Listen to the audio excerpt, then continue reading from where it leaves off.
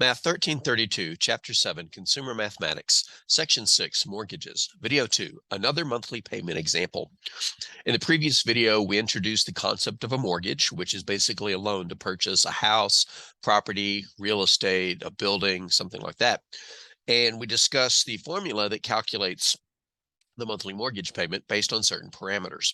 And we went through an example. And in this video, we're going to do one more example before we get to the third and final video in this series, which is creating an amortization schedule, which shows you how each of your payments is split towards paying off the interest and paying off the actual principal. This problem was ripped right out of the homework. You might recognize it with different values. A supermarket building was purchased for $741,000. The down payment was 20%. The balance was financed at 6.9% for 20 years. Find the monthly payment. Round your answer to 2 decimal places if necessary. Now, unlike the previous example, this one is not broken up into multiple steps. In the previous example, my hat's crooked and it's going to bother me until I fix it. I guess that'll do. In the previous example, we actually had 4 parts. The 4 parts were find the down payment, find the mortgage amount, find the monthly payment, and then find the interest paid. But sometimes the only thing you're going to be asked for is the monthly payment. That doesn't mean we don't have to figure out some of those other things. Why? Well, recall the parameters that are necessary to use this formula. We need to know four values to find a fifth. The 4 values we need in order to find the monthly payment are P, which is the mortgage amount or the principal, it's how much you borrow. R, the interest rate, which will always be given as a percent, but needs to be turned into a decimal before it goes into the formula. N, which is the number of payments per year. And as we mentioned in the previous video, this will almost always be 12 since we're talking monthly payments. T is the number of years or the term of the mortgage. And then R is the amount of each payment, which is what we're going to calculate. And the formula for that is kind of a chunky one. My stylus is misbehaving this morning. Hopefully I can get it to cooperate. But the formula is a rather chunky one. To calculate the monthly mortgage payment R, we have to set up a really big fraction. And in the numerator, it's the principal P times a fraction. The fraction is R over N, the interest rate divided by the number of payments per year. And in the denominator, we got a mess of parentheses, a double open parentheses, excuse me, a single open parentheses, but I can't even seem to draw that right now. There we go. 1 minus, and then another open parentheses, 1 plus, and by the way, the ones do not cancel, R over N, close the first parentheses, and then in the exponent, I like to open up another parentheses, put negative N times T, close parentheses on the exponent, and then close the parentheses on the denominator. If you look up this formula, you won't see these 2 parentheses if you look it up online in the book or whatever. But the reason I write them is as a reminder on how to type this in your calculator. As you write the numbers in, you can type exactly what you see, left to right, top to bottom. If you're lucky enough to have a calculator that types structures, the same one that I showed in the previous video is sitting in one of my bags here. I'm going to pull it out in just a moment. But if you have a calculator that types structures, then it's real easy to check that what you typed into your calculator is the correct setup. So we'll be looking at that again in a moment, turning off the whiteboard and then so that you can see the calculator. All right, well, I've got this problem already set up on the next slide, so let's go ahead and take a look at it. The first thing we need is our mortgage amount. Now, we're not given our mortgage amount. The mortgage amount is not the cost of the building or the cost of the house or whatever. It's how much you have to borrow to finish paying it off. So in order to find the mortgage, the first thing we have to do is figure out the down payment. So first we'll find the down payment. Now, what do we know about the down payment? Well, we're told the down payment is 20%. So that's going to be 20%, if I can type, of $741,000.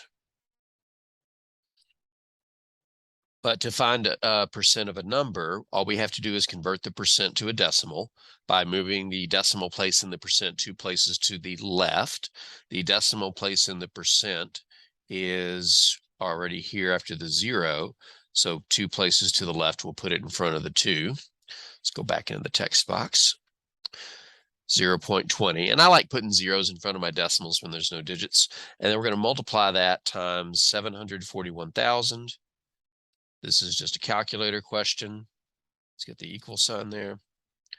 And I didn't put enough zeros. There we go. Okay, so 0.20 times 741,000 is $148,200. $148,200. The reason I giggle is because this is what you have to have up front for this transaction to begin. That's a lot of money to have up front. But if you're a business, maybe it's not that much money.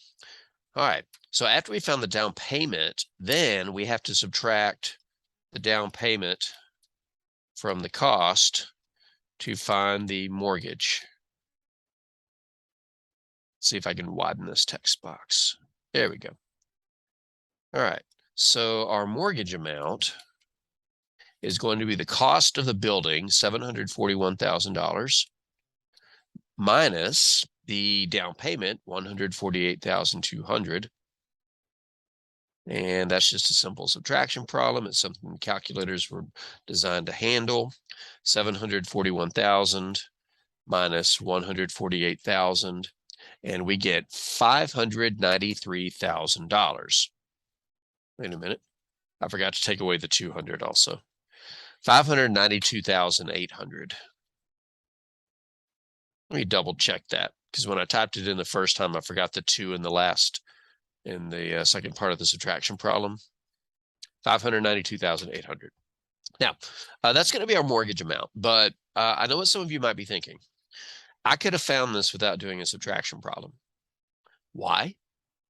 Because if I'm going to pay down 20%, then I still owe 80%. So you could actually find the mortgage not by finding the down payment and then subtracting it from the cost, but rather figuring out the percent that you still owe. So I still owe 80%, and I'm going to stop the screen share for a second so that I can hold my calculator up here. Now the way, okay, looks good. So we could have taken 741,000 and then multiplied it times 80%, because that's the percent that I still owe. And it will give me the exact same answer I got when I found the down payment and then subtracted it from the cost. So you've actually got a couple of ways that you can find the mortgage value if you know the percent of the down payment. You can either calculate the down payment like we did here and subtract it from the cost, or you could just figure out what percent do I still owe and then find that percent of the cost. So a couple of options there. All right, but now we got the mortgage, and so that's going to replace the P in our formula. Do we have everything else? Yes. The interest rate is 6.94%, so we'll move its decimal 2 places to the left. The time is 22 years, and the N is 12 because this is monthly. So now we have to do is stick all the numbers in and see what happens. Okay, so let's do that. Our monthly payment, why is the stylus not stylusing? There we go. Is going to be the mortgage amount, which was 592,800,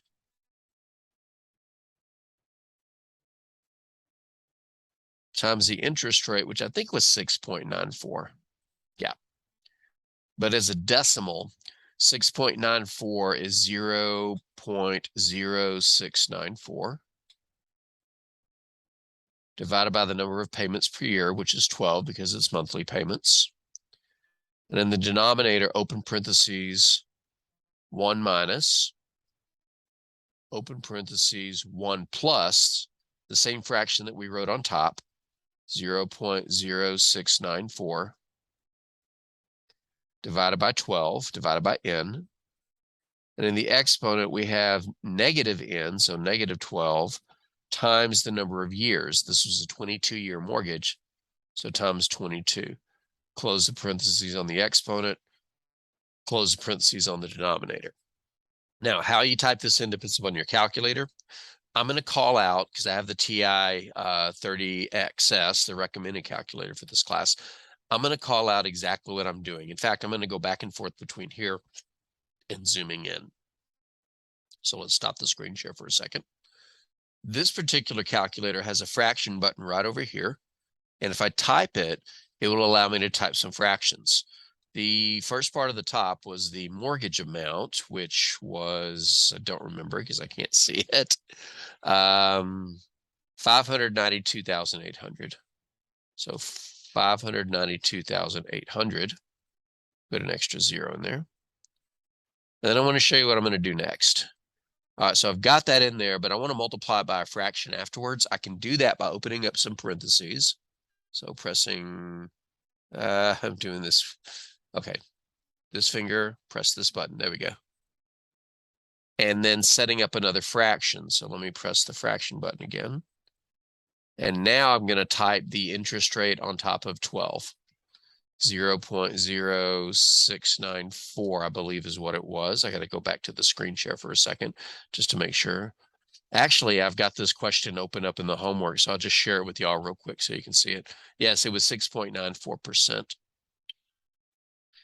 22 years. All right, so 6.94 over 22. And let me stop the screen share because I want to zoom in on the calculator again. If you have this type of calculator, notice I set up a fraction and typed it, and I think it's this finger, and the cursor is currently in the bottom of the little fraction, but if I press the right arrow, it moves the cursor to the right of that fraction, and now I can close its parentheses. So this button right there, that's not it.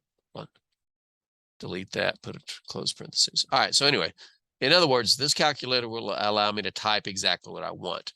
I'm going to face the calculator myself so that I can actually see what I'm typing now and show you what the rest of it would look like. 0.0694 over, oops, I made a mistake. I'll show you what the mistake was in a second, and then I'll correct it. Get out of the fraction, close the parentheses, raise it to a power, open parentheses, -12 times 22, close parentheses, get out of there, close parentheses again. All right, so I just typed it all, and you can only, oops, I accidentally hit pi. We don't need a pi there. I'm on a diet, I don't need that pi. You can kind of see some of the structure, but the formula was so big that it won't all fit on the screen at once. So if I just scroll to the left, you'll see there's the exponent that I typed. There's the denominator. And if I move up, the mistake that I made was in the bottom of this fraction. It's hard for me to do this while I'm looking at the reflection in the monitor. That 22 should have been a 12. Now, this calculator, I believe, overwrites. So if you have a cursor on something and press like a 1, I think it'll replace the 2 with a 1. It does. It doesn't insert and scoot things over. But regardless, if you put it on your calculator, this is what I got. $4,385.14 to the nearest cent. Half the battle on this test is going to be putting this stuff in your formula correctly.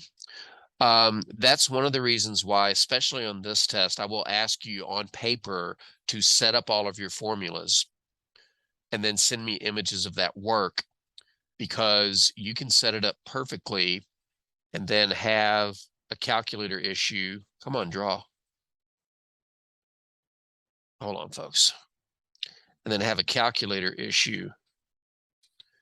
And the website will say it's wrong, but I can give you a lot of partial credit for showing me that you knew how to set up the formula.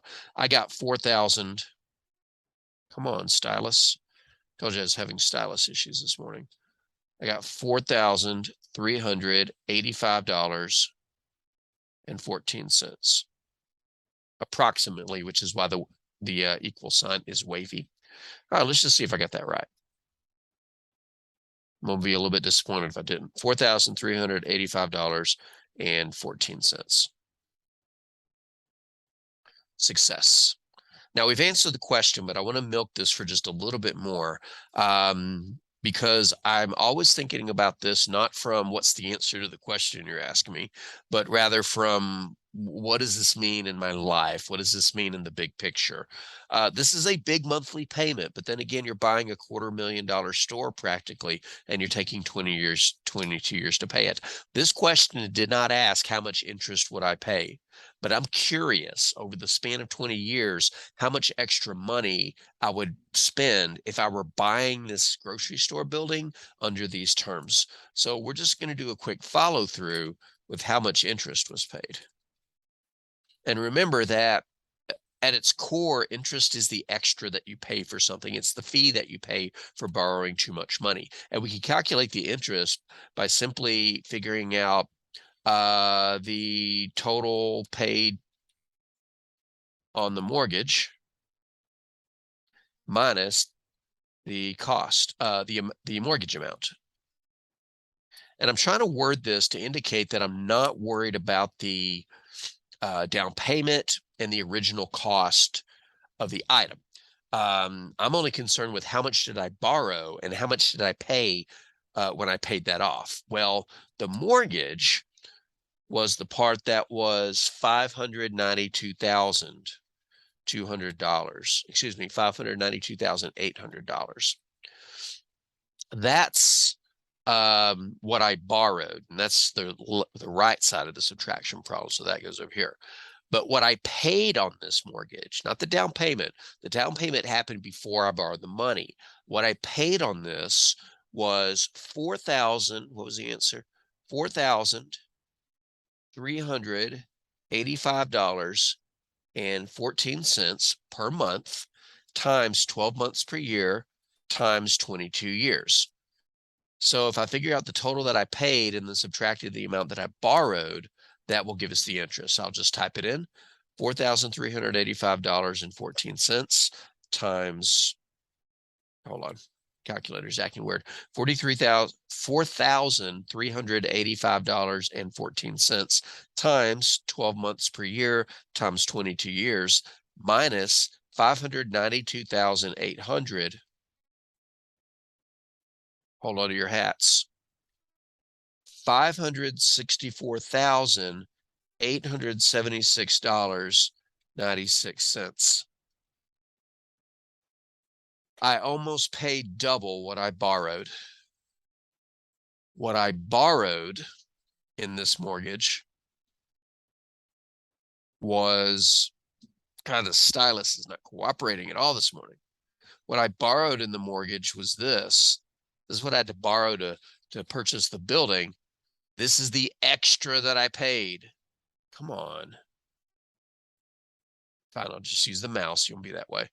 This is the extra that I paid. Oh my gosh. Altogether, I paid the two circled amounts. The one on the bottom is the interest plus the $592,800 that I borrowed, plus the original down payment. And what was the down payment? $148,200. Altogether, for this $741,000 building, I paid $1,305,876.96. Of that, $564,876.96 went to the bank. And if you're thinking, that's a ripoff, well, it's also the cost of doing business. If you want to purchase a really expensive item and take a really long time to pay it off, you're going to pay a really big fee. How can you mitigate that extra fee? Well, you can put a bigger down payment. You can send higher than the monthly payments. You can send payments more frequently.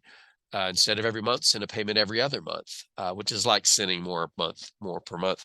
You can also shop for a lower interest rate. Another thing you can do in the middle of a mortgage is refinance. And the way what that is you got your initial mortgage at a certain interest rate, but the market's changed and the interest rates have dropped. What you can do is you can borrow the amount that you owe to pay off what you currently owe, and then pay off the new loan at a lower interest rate. This does work. As an example, when we bought our house in 2000, we had a 30-year mortgage. However, 5 years in, we refinanced it and chopped 10 years off of our mortgage without raising our monthly payment. That's the drastic effect a lowered interest rate can have. So if you ever find yourself in a situation where you've borrowed some money that you're paying out over a long period of time at a certain interest rate, and in the future you notice that the interest rate dropped, and it doesn't have to drop a whole lot. The interest rate drop a half point, or 3/4 of a point, maybe even a quarter of a point. It might be worth looking at, what if I borrow the amount that I currently owe, borrow it at a lower interest rate, pay off what I owe, and now pay off this new loan at a lower amount. Some people don't like that because it's like you're just taking out a loan to pay a debt, but you're going to pay the debt anyway. So why not pay it off at a lower interest rate? You can save lots of time and you can save lots of money. We're going to do one more video where we take a closer look at just exactly how much of our payment is going towards the interest and how much is going towards what we owe. And it's going to be a little bit shocking, or at least the first part of the video will be. Well, I think it will.